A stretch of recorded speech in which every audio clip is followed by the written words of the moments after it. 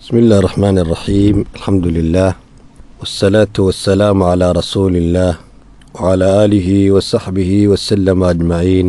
اللهم أرنا الحق حقا وارزقنا اتباعه وأرنا الباطل باطلا وارزقنا اجتنابه. أما بعد، وأين كسر جني مسائل كي كساب سنافق الصوم كارهان آدابته أما آدابيات كاللوغة باهي قفك صائم كاه إلو السني.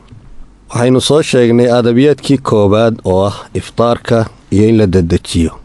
adabka labaad ee looga baahayay waxa weeyaan waa as-suxuur. kelmadda as-suxuur haddii siinta la kordhigo oo as-suxuur la akhriyo waa wixii lagu suxuuranayay weeyaan, waa cunnadii. haddii laakiin siinta la gado oo suxuur la akhriyo waa ficilka laftiisii weeyaan, waa cunitaankii ayaa waxaa la odhanayaa suxuur la odhanayaa. wixii la cunaayana maxaa la leeyahay? saxuur ayaa la leeyahay bifatxi siin wa dammi siin. waxaana loogu bixiyey suxuurta saxuur loogu bixiyey liannahu yaqacu fi saxar.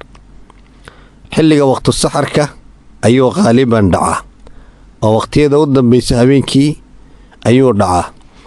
xaqiiqa ahaan iyo tacriif ahaan markii la fiiriyana suxuur waxaa la yidhaahdaa un kullu طacaamin aw sharaabin yataqadaa bihi aakhir alleyli fi saxari man araada asiyaam. waxaa la yidhaahdaa un raashin kaste ama cabbitaan kaste oo la cabbaayo oo qofkuu cunaayo ama uu cabbaayo aakhiruleylka uu cunaayo cabbaayo.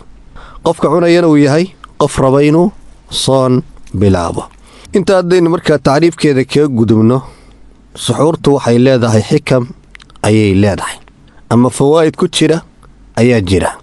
fawaa'idkaas waxaa ugu muhiimsan dadka muslimiinta ah suxuurta ay suxuuranayaan waxay ku khilaafayaan ahlulkitaabka ayay ku khilaafayaan.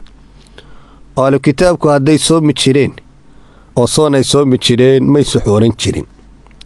hadday hadda ay yidhaahdaan diin baannu haysannaa oo waannu soomaynaa nama suxuurtaan. rasuulkuna calayhi salaatu wasalaam wuxuu leeyahay faslu maa bayna siyaamina wa siyaami ahlilkitaab aklatu saxr.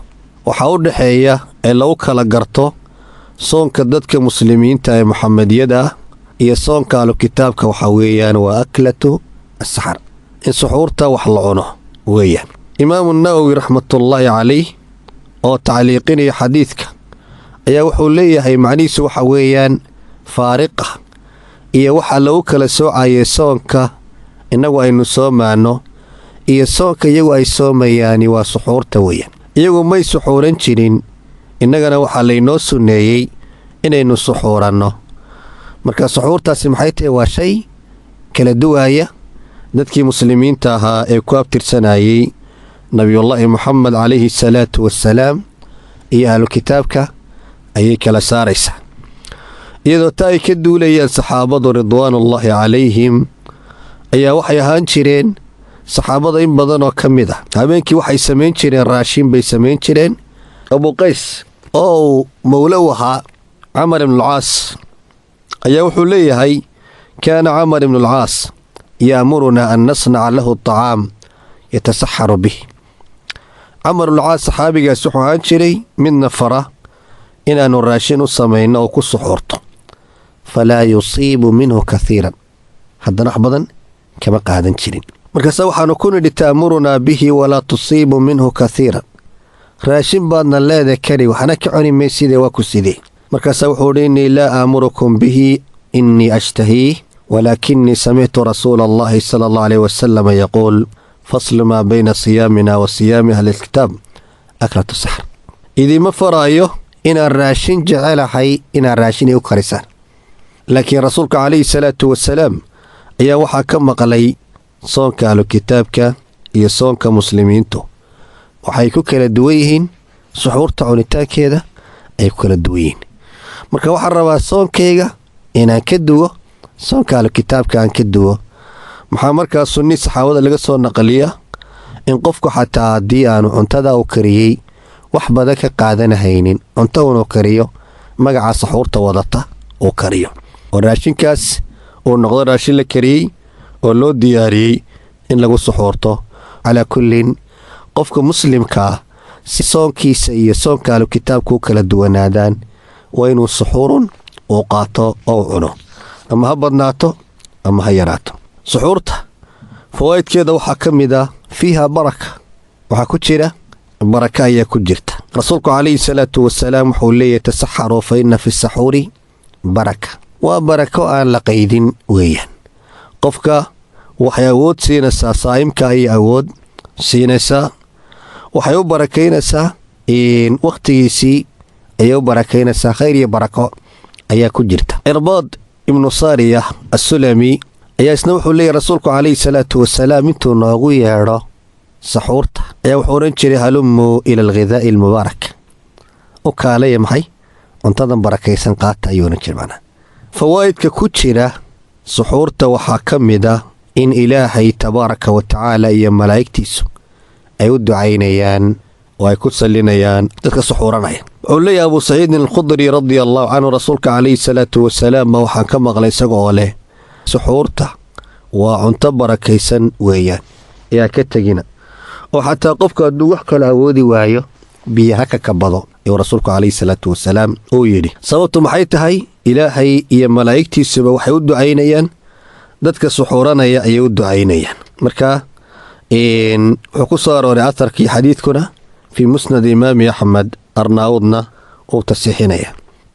wax lagu suxuurto waxa ugu fiican waxa weeyaan timirta, oo sunnaha rasuulka calayhi salaatu wasalaam laga soo guuriyey, laga soo naqliyey ayaa wuxuu yahay qofka muslimka hadduu suxuuranayo shayga cuntada ay lagu suxuurtay inay tahay tou fiicani timirta.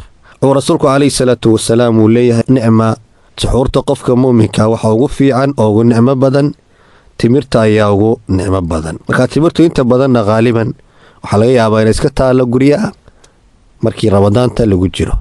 cuntadaas yar ee fududda markaa la rabo in la qaato si barakadaasna loo helo, ducada ilaahay tabaaraka wa tacaala kugu sallinayana loo helo, malaa'igtina ducadeeda loo helo, soonkeynuna uu noqdo soon ka duwan soonkii ahlu kitaabka, mid ka duwan u noqdo. suxuurta qofka suxuuranaya waxaa loo baahan yahay inaanu dadejinin ee uu gadaal uu dhigo, oo habeenka xilligiisa dambe uu suxuurto, aakhiru leylna weliba uu suxuurto. waa sunnihii rasuulka calayhi salaatu wasalaam weeyaan. anas ibnu maalik radia allaahu canhu wuxuu leeyahay zayd ibnu thaabit iyo rasuulka calayhi salaatu wasalaam baan cunno u dhigay, waanay suxuurteen. markay suxuurtoodii dhammeeyeen ayuu rasuulku calayhi salaatu wasalaam salaaddii subax uu kacay fa salla, waa tukaday. macnaha suxuurta uu ka kacay iyo salaada la aadaamay maxay ahaayeen? wax aada isugu dhow ayay ahaayeen. anas ibnu maalik waxaa la weydiiyey markay suxuurta ka kaceen ay ka faaruqeen iyo markay salaada galeen intay leg baa u dhaxaysay. markaasuu anas wuxuu ihi ka qadri maa yaqra'u arajulu 50 aaya. waxaa u dhaxaysay waxa weeyaan hal qof intuu akhrin karo 50 aayadood oon dhaadheerayn gaagaabnayna ayaa u dhaxaysay. 50 aayadood intee la akhrin kara oo meeqa daqiiqo ayay qaadanaysaa? culimmada qaarkood oo soo gaadhay saacaddan hadda la fiiriyo ee wakhtiga xadidan leh soo gaadhay waxay ku qadareen 50 aayadood inta la akhrinayo thuluthu khumusi saaca ay ku qadareen. saacad loo qaybiyey 5 meelood loo qaybiyey 3 meeloodkeeda ayay ku qadareen. macnaheedu maxay tahay? macnaheedu waxa weeye saacaddu waa 60 daqiiqo. 60 daqiiqo marka waxaad u qaybisaa 5 meelood u qaybi, waa 12 daqiiqo weeyaan. 12 daqiiqana 3 meelood u qaybi, waa 4 daqiiqo ayaa soo baxaysa. macnaheedu maxay tahay markaa? inta u dhaxaysay suxuurta rasuulku calayhi salaatu wasalaam markuu ka kacay iyo salaada markii la aadaamay waxa u dhaxaysay waxa weeyaan 4 daqiiqo ayaa u dhaxaysay. ama culimada qaarkood waxay ku qadareen qadar maa yutawada, qofku intuu weyse ku weysaysan karo ayay ku qadareen. marka qofku markuu weyse qaadanayana 4 daqiiqo ka badan mayso, hadduu maanta oo dhan iska daashoonaya xataa ka badan mayso. ibnu xajar casqalaani raxmatullaahi calayh ayaa sidaa ku taqdiirinaya kuna qadaraya kitaabkiisa fathulbaariga mujalladka 2 55 ayuu sidaa ku leeyay. wuxuu leeyahy waalmudda allatii bayna alfiraaqi min alsaxuur waaldukhuuli fi alsalaa wahiya qiraa'atu 50 aaya aw naxwihaa qadru thuluthi khumsi saaca. walacalahaa miqdaar ma yatawada. waxaa kaloo laga yaaba in la mid tahay maxay inta qofkuu ka weysaysanayo. waxaa sunnaa markaa qofka muslimkaa markuu rabo inuu suxuurta inuu dib u dhigo, salaada qarkeedana uu geeyo, sidaa rasuulkuba calayhi salaatu wasalaam uu samayn jiray. allah jala wacalaa waxaan weydiisanaynaa khayr iyo wanaag iyo khaatimo suuban iyo cibaadaadka ramadaanta dhex yaalla oo aynu ka faa'iidaysanno. allahna haynoo aqbalo cibaadaadkeenna, qiyaamkeenna iyo siyaamkeenna intaba. subxaanaka allaahuma wabixamdik ashhadu an laa ilaaha illaa anta astaqfiruka wa atuubu ilayk.